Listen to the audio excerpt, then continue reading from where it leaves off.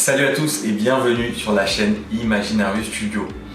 Vous avez certainement entendu dans les informations il y a quelques jours, une vente record historique a été faite sur le marché de l'art.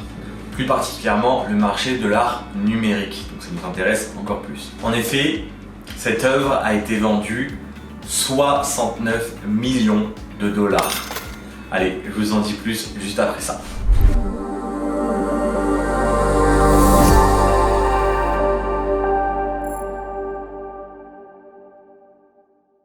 En effet, cette œuvre qui a été vendue 69 millions de dollars a été créée à l'origine par l'artiste Beeple.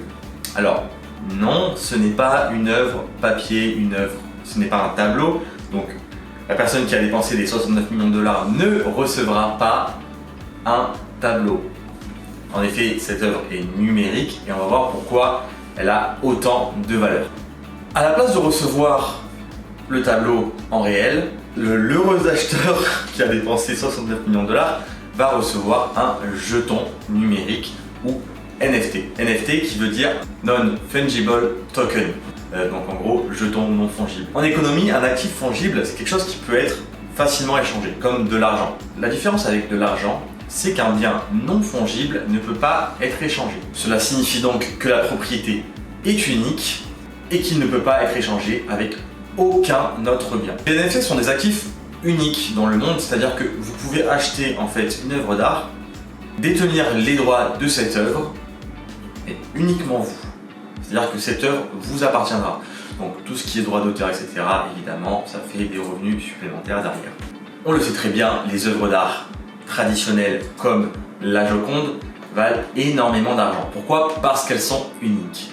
Les NFT vont reproduire exactement ce même système de rareté, mais donc pour des œuvres en ligne. Avec les NFT, les œuvres numériques peuvent être tokenisées. C'est-à-dire que vous allez recevoir en fait un jeton qui va servir, si vous voulez, de certificat d'authenticité et surtout de certificat numérique de propriété. Ce certificat, cependant, vous pouvez l'acheter, mais vous pouvez aussi plus tard le vendre s'il prend de la valeur, etc. Comme pour la crypto-monnaie, un livre de valeur appelé blockchain indique donc qui possède quoi, quand, où.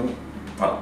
Les enregistrements de ce certificat numérique ne peuvent pas être falsifiés car la blockchain, en fait, c'est des millions d'ordinateurs qui partagent des codes et qui prouvent en fait l'authenticité. Donc c'est quelque chose de beaucoup plus complexe que ça, bien sûr. Et pour vous simplifier les choses, c'est comme ça en fait que ça se passe. Ce qui vient avec les NFT, c'est qu'en fait, ils peuvent aussi contenir des contrats pour l'artiste originalement vendeur. C'est-à-dire qu'en fait, ces contrats peuvent dire par exemple, écoutez, je vous vends mon œuvre, cependant, pour chacune des prochaines ventes qui va être effectuée avec cette œuvre, je vais récupérer par exemple 5-10% de la vente. Ce qui permet d'avoir un revenu pour l'artiste qui est continuel en fait, c'est le droit d'auteur. Vous allez sûrement me demander, et je me suis posé la question, mais qu'est-ce qui empêche des milliers de personnes de voler cette œuvre? Absolument rien. Absolument rien. J'ai fait le test moi-même, j'étais sur Twitter avant-hier et quelqu'un me proposait ces NFT. J'ai pris ces NFT, c'était des gifs. J'ai fait copier le gif, coller dans une conversation et j'avais le gif en fait. C'était un sentiment d'appartenance. J'avais ce gif, il était en ma possession. C'est un peu plus compliqué que ça. En fait, l'acheteur du NFT, même s'il se fait copier son œuvre, ce sera lui qui aura l'œuvre originale. Donc c'est à lui que détiendra tous les droits de cette image-là. Si jamais il veut attaquer en justice des gens parce qu'ils auront récupéré l'image, parce qu'ils l'auront partagée sans aucune raison, si des gens les mettent dans des magazines, dans des émissions de télé ou n'importe quoi, c'est cette personne-là qui récupérera les sous. Tout simplement parce que c'est lui qui détient l'œuvre. Pourquoi les gens payent autant pour des œuvres d'art? Pourquoi les gens payent des millions d'euros, des milliers, mais des millions quand même d'euros pour des œuvres comme ça et donc des jetons NFT? L'intérêt a été suscité déjà par la recrudescence et l'essor des crypto-monnaies, mais aussi par la vente de NFT à prix d'or. Le 19 février, un gif animé que vous connaissez tous très bien, je vous le montre juste ici, c'est le Nyan Cat. Ce Celui-là, qui est sorti en 2011, je l'ai vu de nombreuses fois sur les réseaux sociaux. Et figurez-vous que l'artiste originel qui a créé l'œuvre a vendu ce gif 500 000 $ pour un chat qui crache des arcs-en-ciel avec son cul. Voilà, ça fait un petit peu cher. Mais il n'y a pas que l'art qui est touché par les NFT. En effet, le fondateur de Twitter a vendu le premier tweet de la plateforme pour 2,5 millions $. Mais comme pour les crypto-monnaies, tout cet enjeu financier provoque beaucoup d'inquiétudes. Est-ce qu'on ne s'attendrait pas à avoir une bulle financière autour de tout ce système? Même la personne qui a vendu son œuvre 60 et quelques millions de $, qui s'appelle Beeple, l'artiste, vous avez sûrement vu aux informations, a dit expressément dans la presse: je pense réellement qu'il y aura une bulle, pour être tout à fait honnête. Mais beaucoup sont encore plus sceptiques que ça. La BBC a même dit: l'idée d'acheter quelque chose qui n'existe pas est étrange.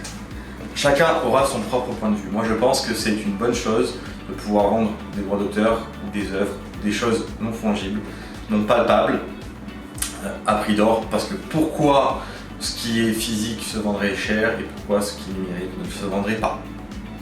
J'espère que vous avez apprécié cette vidéo. C'était une vidéo un peu plus complexe que d'habitude, mais au vu de l'actualité, je trouvais ça très important de vous en parler. En tout cas, si vous aimez ce genre de contenu, n'hésitez pas à commenter et à dire finance, graphisme dans les commentaires. Merci d'être arrivé au bout de cette vidéo, ça me fait très plaisir. C'est toujours un plaisir de faire tout ce contenu pour vous. En tout cas, avec Lucide, on passe une super aventure avec vous et à vos côtés, que ce soit dans le groupe Facebook que vous retrouvez dans la description ou sur cette chaîne YouTube. N'hésitez pas à liker, commenter, activer la cloche et partager à vos amis. On est de plus en plus nombreux. On est bientôt 1 millier sur le groupe Facebook et bientôt 200 sur la chaîne YouTube. C'est que le début, je sais, mais on va aller très très loin avec vous. Merci à vous et je vous dis à la prochaine. Ciao ciao.